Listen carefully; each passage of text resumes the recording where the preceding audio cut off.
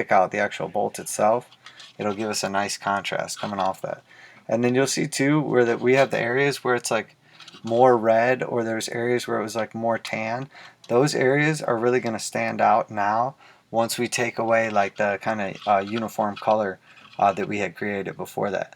We'll really get to see them like standing out now as we like pick out some of this detail.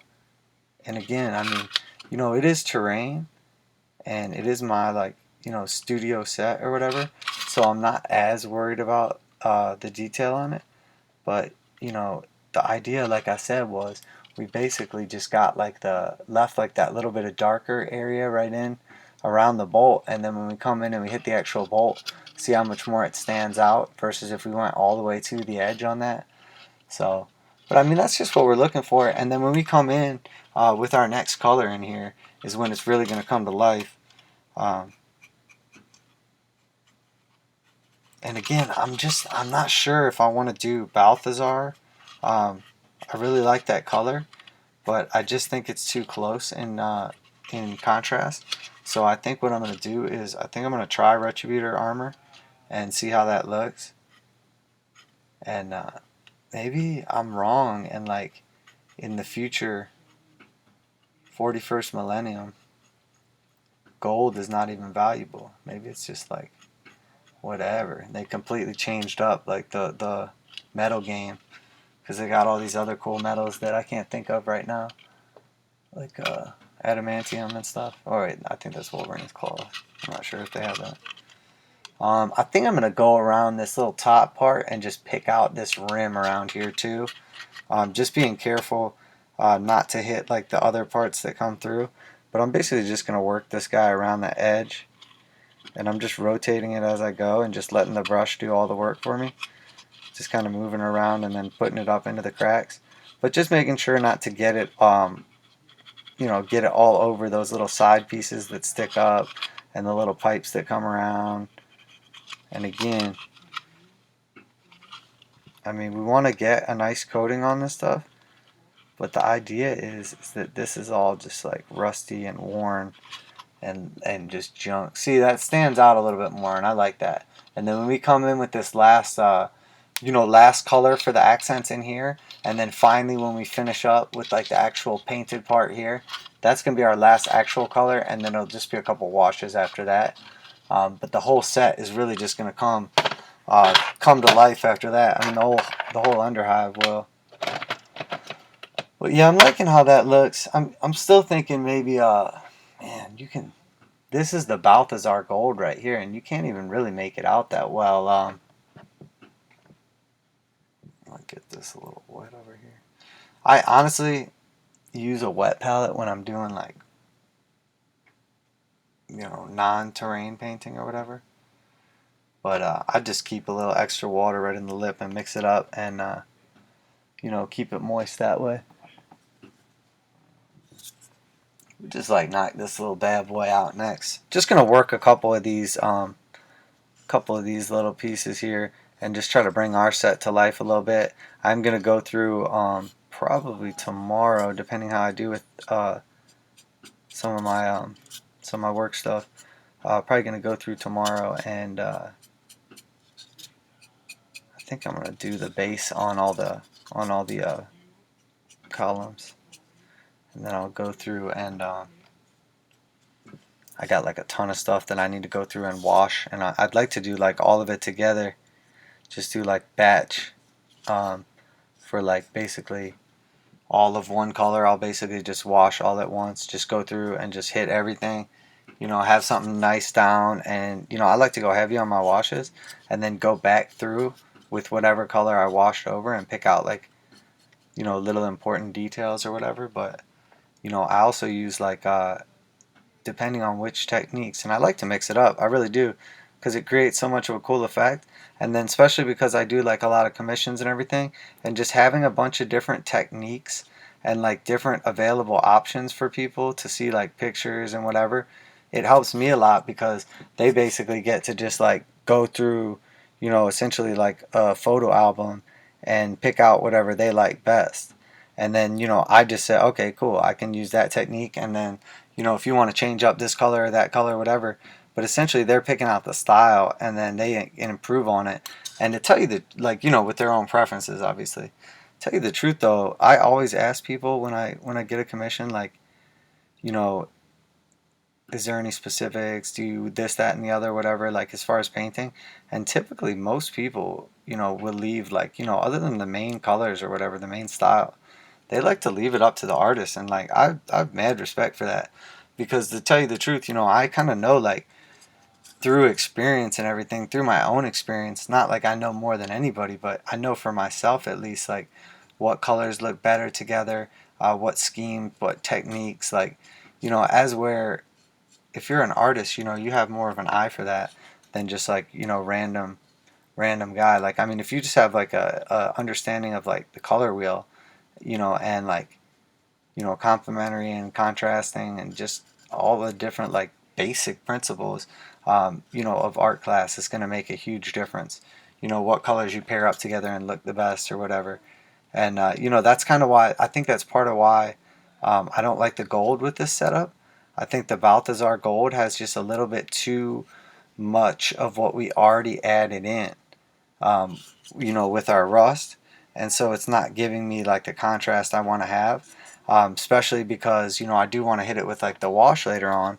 And, you know, that's really going to limit me if we're already too close and then I'm going to like darken that up or whatever. You know, I'm not going to like how the final product comes out. I can already tell. So that's probably what I'll do is I'll probably transition over to Retributor Armor. I am a big fan of Retributor Armor too because, you know, am a huge fan of Adeptus Custodes and paint a ton of them and truly enjoy not only the army, the fluff, everything. I mean, I loved them before they were even like, when they were just a couple pictures. Like, you know, they were amazing. So then when they actually came out as models, it was like, oh my gosh, like mind blown. And you know, I've been in love with them since before that, and you know, they only make me love them even more. Especially as, like, you know, when the jet bikes came out and they got like the full codex treatment, and I mean, it was just like, truly was a gift from the Emperor. Brings tears to my eyes. No, seriously, being a little dramatic, but I mean, I do love them. You could probably see too. I wonder how it picks up. You see how blue that is now? I was having trouble with the other lighting setup, kind of showing off a little bit of that like under blue, but this piece you can really see it on very well. So yeah, we're just taking care of that little trim area, and just, you know, pay attention to what you're picking out, and, you know, just be consistent. If you have like multiple pieces that are the same, I like to pick out the same area on all of them, or I like to just pick out completely random areas. All right, so here we got basically, I mean, we trimmed this bad boy out pretty nice here. I can't wait to see like how the wash turns out on this.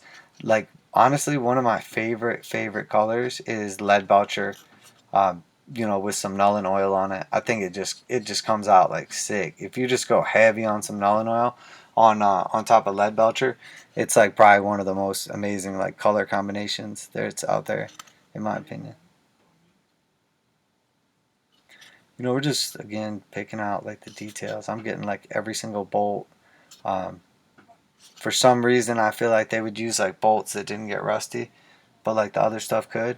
And then like things like this, I'm trying to leave them darker because I want to bring like my gold, my bright color in, and pick that stuff out later on and make it almost like that. Like, it won't be copper; it'll be like a little lighter of a color, but it'll be, you know, the equivalence of like that copper piping.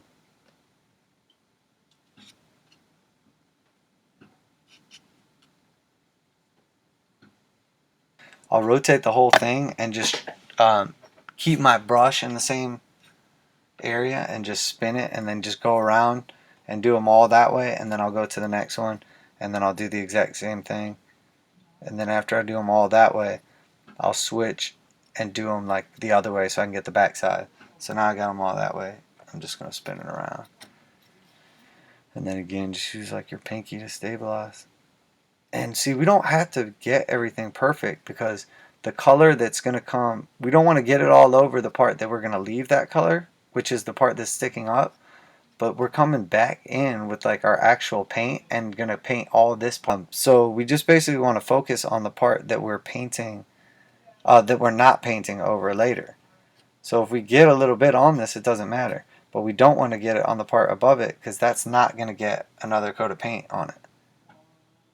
So anything that goes up there, you know, it's going to be very hard to touch up too, because we have so many layers of that, like, you know, insane like rust color. And then look, I'm just going to pick out that little trim piece right here too. And it's the same thing. Just basically going to like spin that bad boy around.